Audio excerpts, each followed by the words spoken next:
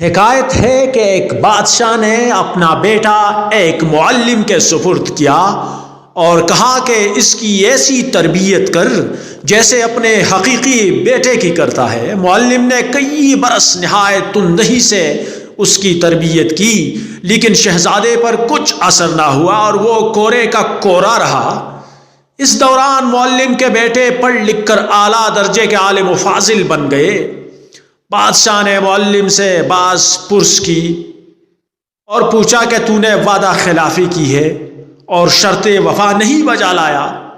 معلم نے عرض کی، جہاں پناہ، میں نے شہزادے اور اپنے فرزندوں کی تربیت یکساں طور پر کی ہے، لیکن اس کا کیا علاج کہ انسان کی فطری صلاحیت جدا جدا ہے۔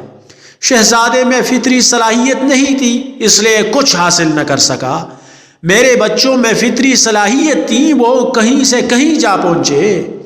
سونا چاندی پتھر سے نکلتا ہے، لیکن ہر پتھر سے سونا چاندی نہیں نکلتا۔ ایک دوسری حکایت ہے، ایک عرب نے بصرے کے جوہریوں کو اپنی سرگزشت سنائی کہ ایک بار جنگل میں ایسے وقت بھٹک گیا کہ کھانے پینے کا سامان ختم ہو چکا تھا اور سامنے موت نظر آ رہی تھی۔ اتنے میں ایک ٹیلے پر نظر پڑی۔ میں اس خوشی کو نہیں بھول سکتا جو اسے دیکھ کر مجھے حاصل ہوئی۔ میں نے سمجھا تھا کہ ٹیلے میں بنے ہوئے چنے ہیں، لیکن جب کھول کر دیکھا تو اس میں چنوں کی جگہ موتی تھے۔ اس وقت مجھے جو رنج ہوا وہ زندگی بھر نہیں بھولوں گا۔ ایک اور حکایت ہے، ایک پارسا کے لڑکے کو اپنے چچا کے مرنے پر بہت سارا مال و دولت ترکے میں ملا۔ مال مفت دل بے رحم، اس نے دونوں ہاتھوں سے یہ مال و دولت عیاشی و بدکاری میں اڑانا شروع کر دی۔ میں نے ایک بار اسے نصیحت کی کہ اے بیٹے، آمدنی زیادہ خرچ نہیں کرنی چاہیے کہ اس کا نتیجہ ہمیشہ برا ہوتا ہے۔